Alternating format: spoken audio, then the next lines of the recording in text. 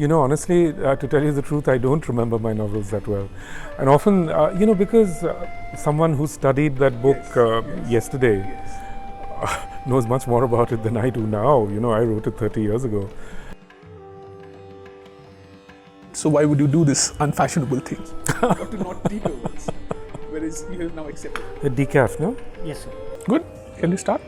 Yeah, that's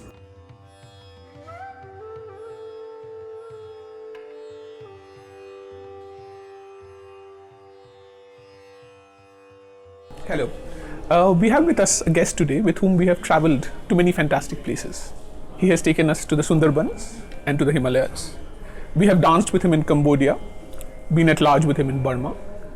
He has taken us to Calcutta, where he was born, to Egypt, where he worked, and to Brooklyn, where he lives.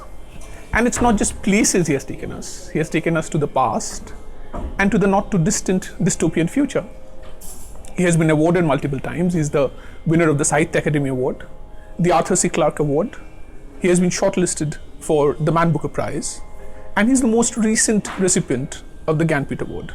Mr. Amitav Ghosh, welcome. Thank you very much. Congratulations on the Jnanpith Award.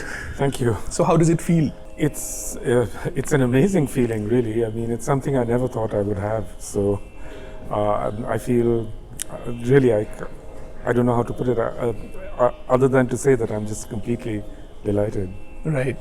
Let me start with asking you, it's more fashionable, I think, these days to return awards or to not take awards, whereas you have now accepted this major award. So maybe it's a little unfashionable to do it. So why would you do this unfashionable thing? I know, and it's not just returning awards, it's also awards being taken away from people who already had them, for some sort of thing that they've done. Yes.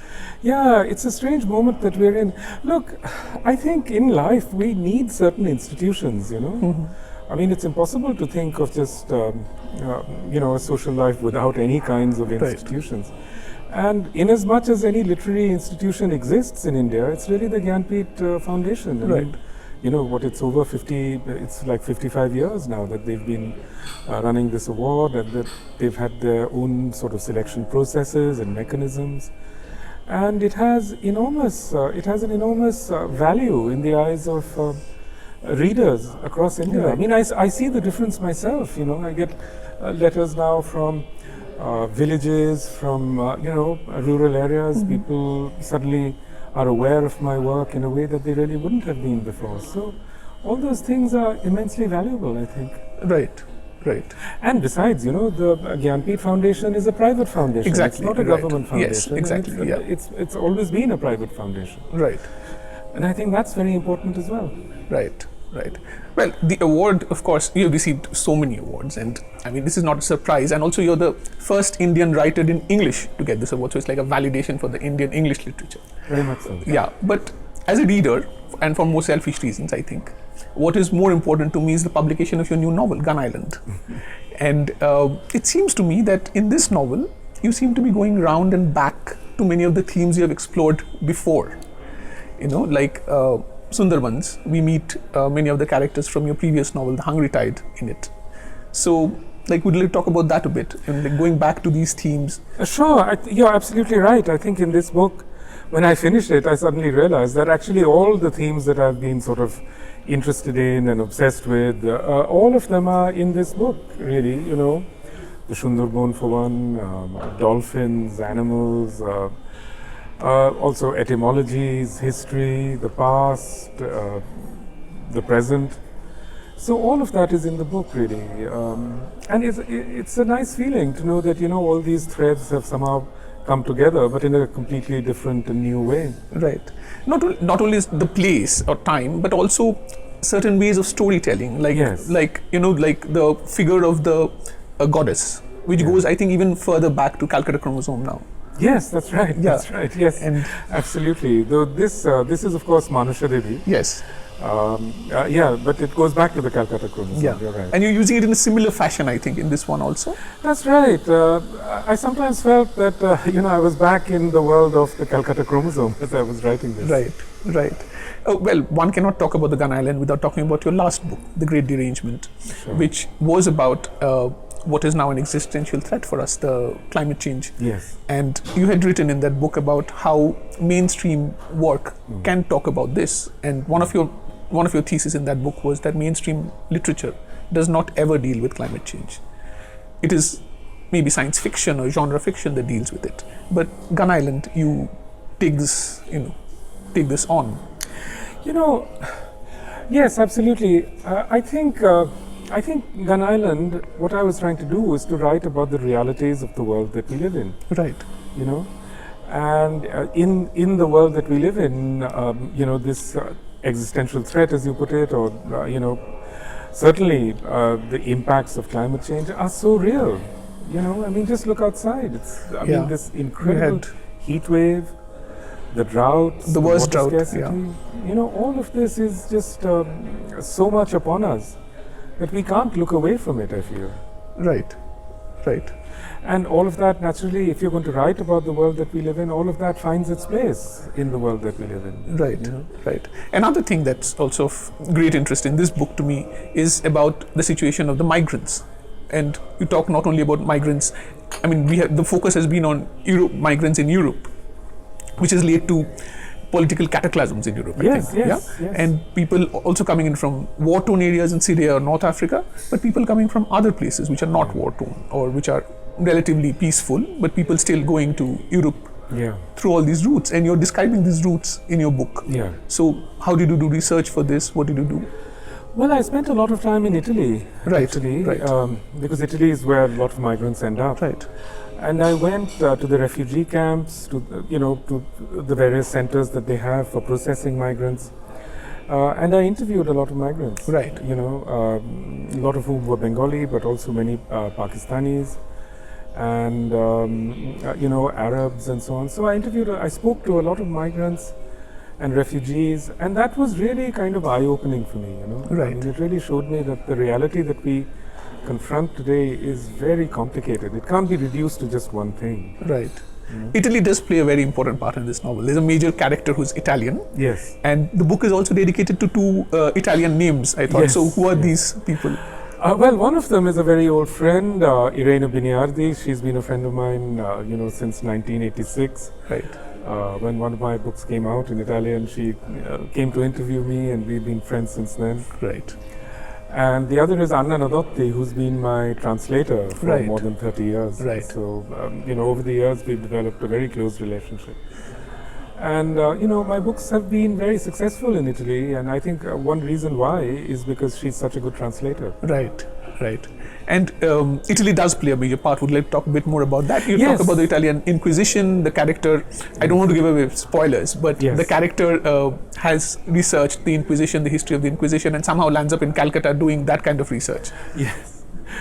Yes, well, Calcutta, we don't have many resources, but one of the great resources that we do have is the National Library. Exactly, yeah. And that does bring people into Calcutta. And this character that you mentioned, Chinta, she's a historian. Yes, yes. So that's what brings her to Calcutta, to the National Library. Well, Italy has somehow played a very large part in my life, over the last 30 years. How is that? I don't really know, actually. It's one of the mysterious things about Italy. Italy is a mysterious place in a way. I mean, it exercises a strange kind of gravitational pull upon the world, and I suppose it's not surprising considering its incredibly rich history. Right.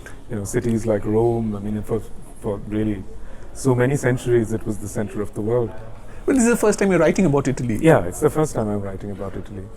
And, I suppose in the course of doing this research, I also learned Italian. Right. Which became, which revealed to me a different kind of Europe, if you like. Right. So that was very exciting as well. Right. Okay, let's talk about other things. Like, how did this book germinate? How did this start? Was it with the Great Derangement? Did you think that, okay, now I need to write a fiction work that... After I finished The Great Derangement, I knew that I wanted to return to fiction. And once you become aware of what's happening in the world today, it's really impossible to unlearn it. Mm-hmm. So, in that way, I suppose it filtered back into the novel that I was writing. But I think more than that, really, one thing that I've been doing these last few years is reading certain classic Bengali epic poems. Right. Like Manosha Mongol and... Like the Manusha Mongol, etc. So I think that's really what planted the idea. My reading of these long poems, and I would have to say it came from that because, Bengal's culture and folk traditions are unique in the sense that so much of them are centered on this figure of Chand Shadagar, of a merchant. Of a merchant. Because really, you don't actually have a merchant as a central figure in folklore anywhere else. Right. It's something quite specific, to the traditions of Eastern India. So, I became very interested in that, and once you've sort of immersed yourself in that literature, I suppose ideas just germinate. Yeah. So you have a sort of a scholar merchant at the center of this novel. Yes. And you have chosen the first person, which is a little rare for you. You usually do not write in the first person. So is this figure supposed to be you in one way as a scholar, and also Chand Shadagar in one way as the merchant who's traveling the world? I mean, you don't think of a antiques book dealer doing this kind of a travel that is there. And most of all, he doesn't seem to think of it. I mean, yes, he also doesn't seem to think of it. He's led a very quiet life, rather I would say a dull life, and suddenly finds himself precipitated into these events. No, the figure is definitely not me. I mean, shares certain details with me, for example, the Calcutta background and so on. But other than that, I mean, the figure is completely different. But when you're writing in the first person, this is one of the challenges, really. I mean, how do you create that voice, and how do you make that voice distinct from your own? Right, right. And all your books, it seems to me, are so well researched. Like, there's so much information, and even in this one, which is a first-person narrative, there are places where the author just goes off and explains things and talks about things. How much research goes into it? Actually, in this book, there was very little research. Right. I mean, in my earlier books, for example, the Ibis trilogy, etc., right, those involved a lot of research. Right, right. But this book, no. I mean, there really wasn't much research, apart from the time I spent in Italy, meeting the migrants and so on. Apart from that, there really wasn't much research. But I suppose a lot of it is just in my head now. Right, right. So when I sit down to write, it all comes out. Right, right. Well, one thing that I'm always curious about, and you also write about history a lot. And so would you change something, historical fact that you know to suit your fiction? No, I really wouldn't. I mean, I try on the whole, but especially when I touch upon history, I try to be faithful to the facts. I think that's an important thing. Right. Right. I think you can't tamper with the facts as such. But of course, I mean, when you're writing about history, you can make up characters, you can make up events. Right. I was thinking particularly with the Calcutta Chromosome, where you suggest a different kind of historiography, and also this one, where you suggest a different kind of historiography, I think. Yeah, but, well, I mean, in the sense that I'm touching upon the 17th century, the Little Ice Age, and so on. Yes. Yeah. Yes. Yes. Yes. Okay, so where would you say that you need to stop doing the research and do the inventive fiction writer? Is there a place where you say, okay, now I've done enough research, I need to stop this? It doesn't actually work like that, Right. I mean, it's not like the research and the writing are completely separate processes. Right. They actually go together. And it's the research that leads to the writing, but equally it's the writing that leads to the research. So, they don't happen separately or in completely distinct processes. I mean, it's as you're writing, you're also researching. As you're writing, some ideas come to you and you think, oh, I've got to look into that. And you start looking into that, and then something else comes up. Right, right, right. So, well, now you're like a celebrity writer. Because I remember when the book was launched earlier this week in Delhi, we were at this big auditorium, the Stein Auditorium, which was filled. Like, there was not an empty seat. And then there were people outside. Every time the door would open, you could hear, voices outside. There was a long queue of people, waiting to get the book autographed by you. So how much of a pressure do you feel, towards your readers? Because I saw some of the people standing up and asking you questions who had great knowledge of your novels. So do you remember your novels that well? Do you feel a pressure? Honestly, to tell you the truth, I don't remember my novels that well. And often, because someone who studied that book yesterday knows much more about it than I do now. I wrote it 30 years ago.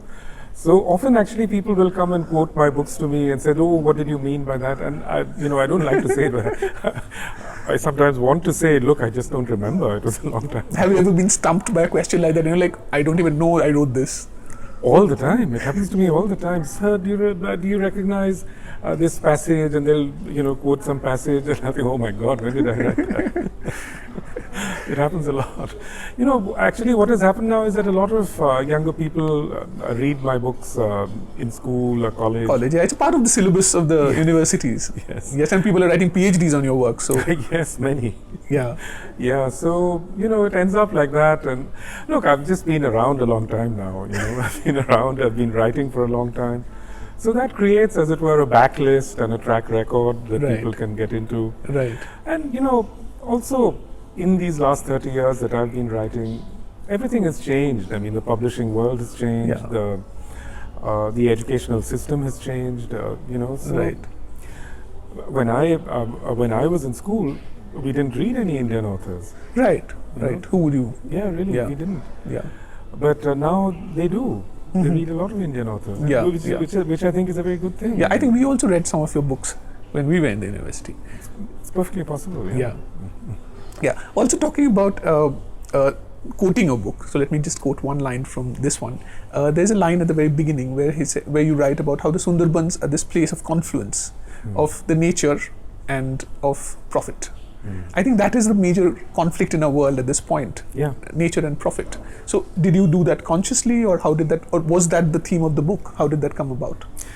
It's not so much the theme of my book, but it's the theme certainly of, I think, the Manasha Mongol Kabbo. Right. That is really, in a sense, the theme, isn't it? It's so prescient, actually. Right. Really at the center of this is the figure of the merchant who's chasing profit. And there's Manusha Devi, who represents, other beings. Right, of course. And the conflict between them is just that. Yes. How do you restrain the profit, the impulse towards profit? How do you give other beings their due? And that's, in that sense, that's what's so powerful, I think, about these legends, that they completely understand, as it were, the central conflict of humanity. And at one point of time, these beings were subaltern beings, subaltern humans, and now it seems to be these beings are other creatures who are facing extinction because of actions by human beings. You're absolutely right. Actually, the really remarkable thing also about the Manusha Mongol Kabbo is that, it's really through the poem that other beings of all kinds, I would say creatures as well, that they find voice, that they are given a voice, that they speak back to humanity. They never speak directly, but they speak through the interpreter, who is Manusha Devi. Right. And I think that's what we've lost. We've lost any way of being able to listen to other beings. Right. Also, I think this narrative does in many ways challenge the Western concept of the novel, or Western concept of the realistic novel, because many things happen in this novel which are coincidental, like somebody gets bitten by a snake, somebody gets a sudden phone call, you land up in a place and see a performance and you're reminded of something that happened 30 years ago. Is this a conscious effort on your part to challenge the novelistic form? Look, things like that happen in real life. I'm sure those things have happened to you. I mean, in fact, in this book, for example, some of the things that some of the events that I've written about actually happened to me. Right. For example, once I was in New York, very early on in 1988, and I was walking down the street, and I suddenly heard someone shout "Shabdhan," and I stopped. Because it's Bangla for be careful. Yeah. So I stopped, and next minute, a huge chunk of masonry fell right in front of me. Right. So if I hadn't stopped, I would have died, Right. So I looked up, and there was this guy, and he was a recent immigrant, probably didn't know any English, but, he shouted in Bangla. Right. And that's something like that is in my book as well. So, is it unlikely? Maybe it is, but it actually happened. And, in life, these things happen all the time. These unexpected phone calls, these strange ways in which we interact with our, with all our gadgets. So, it's not that these things don't happen in real life, they do. But the space of the realistic novel, the modern serious novel, is actually unreal in a way, in that it's always battling against the notion of chance or coincidence or whatever. And certainly in writing The Great Derangement, one of the conclusions I came at is that shouldn't worry you. Right. So it does not need to be perfectly It doesn't need to be. So, I mean, if some critic is over there thinking, oh, well, too many coincidences, so I say to him, fine, that's okay with me. Right, because I did think when I was reading, and the first phone call comes from Chinta, and I'm like, okay, I mean, this is like a little convenient, isn't it? Well, you could say it's convenient, or you could say, as we say in Bangla, we could say Doibukrum. Doibukrum, yes. Which is chance, yeah, in a sense, but it actually means done by the gods. Yeah. Yeah, which is also what happens in Western epics. The gods do a lot of stuff. Of course, and they do. I mean, that is that entire machinery, that entire thing that moves the narrative forward in many ways. Of course, it is. I mean, it's impossible to have a narrative that doesn't have any, that doesn't have events like this. Right. Because after all, I mean, if you didn't have events if you didn't have these unlikely events, suppose you turn a corner and suddenly someone's coming at you with a knife or something, or you suddenly spot a best friend that you knew a long time ago. Those things do happen, yes. in real life as well. But if you didn't have those events, it would be impossible to narrate. Because what would you be left with? You would be left trying to describe how someone brushes their teeth or something, and after all, there's no novel of that kind. Yeah, of course. I finished reading The Gun Island last night, and after I finished reading it, it seemed to me like a sort of a love story. Because at the very beginning, I don't want to reveal too many of these things, but at the very beginning, there's a disappointment in love that someone suffers. And he's advised by somebody, a professional, to be careful, to not be vulnerable. And then I think gradually over the novel, he's searching for love, and then falling in love, and learning to be vulnerable again. Yeah. Is that, did you do that consciously? Did you, think about it? Do you think it was going to be a love story? Yeah, in this book there certainly is a sort of, I don't know that I would call it a love story really, but there is a sort of attachment that grows, and there are people changing their lives, older people who are actually very set in their ways suddenly begin to change their lives and approach each other in different ways. So there is certainly that, yes.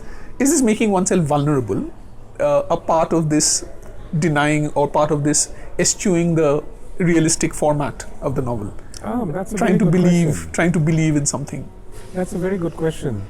I do think, that when you start writing fiction, you're always making yourself vulnerable. Yes, of course. And you have to be open to that. Yes. You have to be open to that. And yes, you're right. I mean, I think in that sense, dispensing with those conventions of fiction, you accept in a way that you're now, on a high wire without a net. Yes. Yes. So there's the possibility of falling. Yes. I think this also links in with the idea of the migrants who set sail in these boats. Exactly. And of course, Chand Saudagar also, who is this great romantic figure who set sail in a boat. That's right. Actually, the Manusha Mongol Kabbu is an amazing love story, Right, I mean, of course. Of course, at the center of it is the story of Behula Lukhindar. Yeah. So, I mean, that is very much a part of the story. And I think somehow denying certainties, because there's this character who's set in his ways and who thinks, okay, I need a passport, I need this, and who's very anxious about traveling, and then he's told, yeah, but you don't need a passport to travel. You can get a passport wherever you like. And we think, okay, so the scientific world and internet and computers, they're very rational things. And he's told, actually, this breaks down the rationality of nation states and it does. The way we think of travel. And it was actually, this was something that I learned really from the migrants that I spoke to. I mean, just the extraordinary way that they would set out on these journeys. I mean, just on their own. Yeah. I mean, trusting to nothing but their own papers and, their own ingenuity. Yeah. I mean, it's actually quite staggering, I mean, how they just completely shrug off all those things that are so essential to someone like me. Your passport, your papers, you're obsessed with some numbers and this and that, and they just, we'll just set off. And no immigration official looking at them or anything. I'll tell you a story. I mean, in Rome, I met this boy. I mean, he was, he's like 17 or 18 now. At the age of 15, he's Pakistani, from Pakistani Punjab. He got caught in some sort of family dispute. So, in another generation, he would have just run away from home and maybe gone to the city or gone to some uncle or something. What does he do? He gets onto a train, he falls in with some people who are actually migrating abroad. and he joins them, and he crosses the border into Iran, Right. and then he keeps traveling with them. He crosses the border into from Iran to Turkey, then from Turkey to Greece, ends up in Rome. It's an amazing story. Like, none of us would dare to do something like that. That is really the thing. I mean, I suppose, in a way, people of my generation grow up with the idea that travel is a function of a certain kind of privilege. Yes, yes. And now it's exactly the opposite. Yes. Yes. Anybody can just set off. Yes. There's And nothing I to mean, stop if you. you're in an European city, you'll meet so many different people who have turned up there. Exactly. Not like the way we would turn up there. That's right. Who've Yeah. literally just turned up there, Yeah. and really just driven by their own kind of will. Right. And combined with climate change and climate change leading to political events all over the world, this will happen more and more, isn't it? It'll happen more and more, and it's not just climate change, it's climate change plus technology. Technology, yes. Because, today even the humblest of farmers in Bangladesh, when they're displaced by some sort of climate event, they still have their phone. Right. And on their Absolutely. phone, they Yeah. can see other possibilities. Right. They can see that, actually in Bangladesh, in every district, in every village now, there's a dalal. Right. And often the dalal is really looked up to. Right. So those networks, in order to activate those networks, they only need to make certain payments. And I met several Bangladeshis who actually, took out microfinance loans in order to Right. start these journeys. Right. His father will have gone to the microfinance and said, I'm going to start a shop, but in fact he gives the money to his son, Right. who then sets off on this journey. Right. So I think what we take away from Gun Island is that life is a matter of uncertainties, and once you agree to make yourself vulnerable, you can make these wonderful discoveries. I think that's absolutely the case. I mean, for me, really, in a way, Gun Island is about the discovery of possibilities. Possibilities that we often actively deny, but which are very present in the real world. Right. Thank you so much. I wanted to end on the note of the love story, but we have continued talking for a bit more. Okay. But thank you so much. So, and thank you very much.